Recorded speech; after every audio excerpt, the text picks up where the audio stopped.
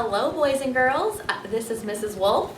I'm your school counselor, and I will be reading Chapter 5 of The World According to Humphrey. Chapter 5, Plans Are Hatched.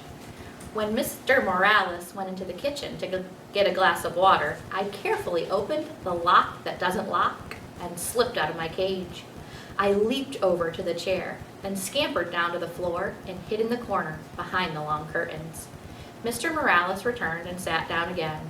The children were still thumping and bumping and were now screaming and screeching as well. "Hey, Humphrey, maybe you need some water too," he said, and leaned towards my cage. Mr. Morales gasped when he saw that it was empty. "Humphrey, where did you go?" "Oh, I should have known you'd escape. I'd run away from those kids too if I could. But do me a favor, Humphrey. Please come out." In a panic, he darted around the room. "The kids in room 26 will hate me if I lose you," he said. I felt sorry for Mr. Morales, so I scratched around a little. "There you are," he said, bending down to look at me. "Now let's get you back in your cage." Not quite yet, I thought. He reached down to pick me up, and I scampered forward, just a few inches past his hand. "Don't do this to me, Humphrey," he said. "Cooperate." But I wasn't doing anything to him. I was doing something for him. "Work with me," he said, but this time to himself. "Maybe. Hey, that's it." He looked down at me. "With your help, Humphrey." Mr. Morales really swung into action then. He raced upstairs. The thumping and bumping stopped. When he raced back downstairs, Willie and Brenda were with him. "Close all the doors, Willie," he said. "But Dad," Willie whined. "Close them," his father repeated firmly. "Now!" Willie closed all the doors. "You two scared poor Humphrey with your screaming and poking and thumping. We may never see him again," he told them. Brenda burst into tears. "Humphrey's dead," she sobbed. "No, Humphrey's too smart for that," Mr. Morales told her. "But he will run away if you two aren't nice to him." Right. You have to be pretty smart to be a principal. Now, do you want to help me get Humphrey back?" "Yes," the children shouted. Mr. Morales explained the plan. He said the only way they'd get me back in my cage was if they worked together. And they could only work together if they listened to him, really listened. They were listening now, and they kept listening too, because he told them the most important thing they could do was to be quiet. So, they were quiet. "I'm pretty sure he's still in the room. Our job is to lure him back into his cage," Mr. Morales whispered. He put my cage in the middle of the floor. Then he went to the kitchen and got a handful of sunflower seeds. Willie and Brenda helped him make a trail of seeds across the floor leading up to the cage. "Good," said Mr. Morales. "Now we have to be very quiet and wait for Humphrey to pick up the seeds. But if you say anything or even move, you might scare him." "We'll be quiet, Dad," said Willie. Brenda agreed. They all sat on the sofa. "Do you think it'll work?" Willie whispered. "Of course," Brenda answered. "Dad's smart." "Well, he's not the only one." I waited for a while. After all, the Morales children needed all the practice staying quiet they could get. When Willie got restless, I started skittering along the floor. "I hear him," said Brenda. "Shh," said Willie. I waited a few more seconds, then scrambled out of the corner and grabbed the closest seed. I could hear loud gasps from the children, but I pretended not to notice. I scurried toward the second seed. This plan Mr. Morales and I came up with was tasty, tasty, tasty. I could almost feel 3 pairs of eyes fixed on me, but I ignored them. I grabbed up the 3rd and 4th seed, hid them in my cheek pouch, then stopped right outside the opened door of my cage. Inside, Mr. Morales had left a lovely pile of sunflower seeds. It was nice to be free, but my cage was my home after all. Besides, until the day somebody fixes the lock that doesn't lock, I can get out whenever I want. The kids were still quiet, so I made a run for the cage. Mr. Morales quickly closed the door, and the children began to cheer. "We did it," said Brenda. "Dad's the smartest man in the world," said Willie. "Hey, you kids helped. When we cooperate and work together, we make a pretty good team," Mr. Morales told them. "Lo mejor," Willie agreed. "The best." Mr. Morales squatted down and winked at me. Of course, Humphrey helped too. I'll say. The rest of the weekend with the Morales family was fine. Sometimes the kids started interrupting their dad or mom, but Mr. Morales just reminded them that they could be polite if they tried. Willie and Brenda tried. Mrs. Morales sold a house. It turns out that selling other people's houses is her job. So they celebrated with pizza and ice cream.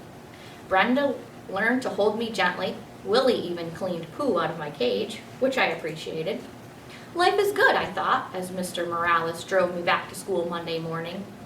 Then I remembered Mrs. Brisbane and how she said I was a troublemaker and she was going to get rid of me. Humphrey, you're a true friend, said Mr. Morales as he carried my cage back into room 26. I'll never forget what you did for me. As soon as class started on Monday, Heidi's mom came into the classroom and explained to everyone about taking me home on weekends. How many of you would be interested? Mrs. Hopper asked. Every single hand in the classroom was raised.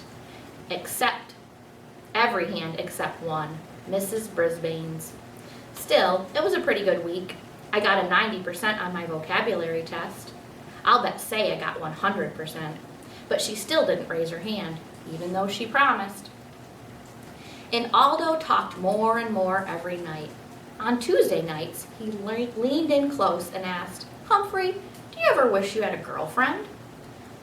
Like most hamsters, I'm pretty much of a loner, so I really hadn't thought about it before. Not sure, I squeaked.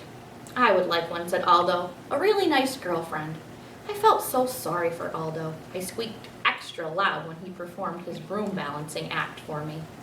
I was still thinking about him on Wednesday after everyone had left.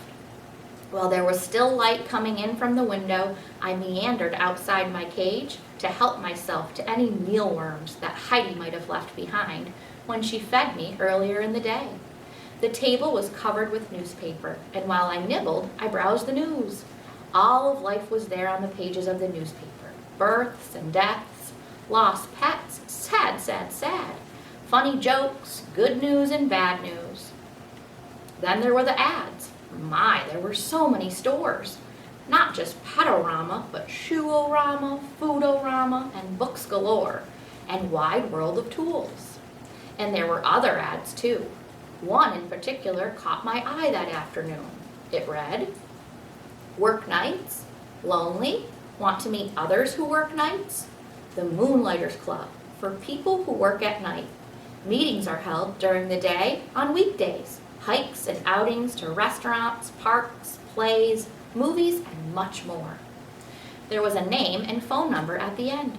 I could hardly believe it. This was exactly what Aldo needed. I could already see him, smiling and happy, going to parks and plays with the Moonlighters Club, and having a girlfriend. But how could I get Aldo to read this ad? He'd probably just throw it away. Still, if I cut it out and left it in a place where he couldn't miss it, well, maybe. Hamsters can't do scissors, but we have nifty teeth. It took me a while to nibble the whole ad out neatly, but I did a pretty good job. Then I stood the clipping against my cage. Aldo couldn't help but see it if he looked at me, which he always did. That evening I was more anxious than usual for Aldo to arrive. Then he turned on the lights. I squeaked, hello, right away. Greetings to you, my little friend, said Aldo as he pushed his cart into the room. You sound like you have something on your mind. You bet, I tried to tell him. He ambled over to my cage and leaned down to look in. What's happening, Humphrey? He asked. I saw his eyes light on a scrap of newspaper. Hey, I can hardly see you. He reached out and pushed the clipping aside. Read it, I squeaked right out. Of course, he didn't understand. He didn't even look at what the ad said. He just set it down next to the cage and leaned in closer. I was squeaking a blue streak. Look at it now. Calm down, Humphrey. I've got a treat for you, said Aldo. He reached into his pocket and pulled out a tiny bit of carrot. Your pal Aldo would never forget you. My heart sank. You try to help a human and they don't even pay attention. But as you know, I don't give up easily. I squeaked happily while he balanced his broom on one finger as usual. But my mind was on the Moonlighters Club and how to get Aldo there. After he left, I scampered out of my cage and picked up the newspaper clipping and tucked it in my notebook. Then I hid the notebook behind my mirror. If I didn't, somebody mean, like Mrs. Brisbane, might throw it away. I was still wondering what to do with it the next day when Mrs. Brisbane rolled in a cart with a big machine on it. "This is an overhead projector," she told the class. "I'm going to use it for some map work." When Mrs. Brisbane turned the machine on, a bright light was projected on the wall. Then she placed a paper map on the glass, and suddenly the map showed up really big on the wall. She could write on it and draw on it, and you could see everything she wrote. A machine like this could come in very handy, I thought. So when Mrs. Brisbane turned off the machine and sent my classmates off to lunch, I thought about that machine. When AJ cleaned my cage and changed my water and bedding, I thought about that machine. I thought about it so hard, I suddenly came up with a really, really, really good plan.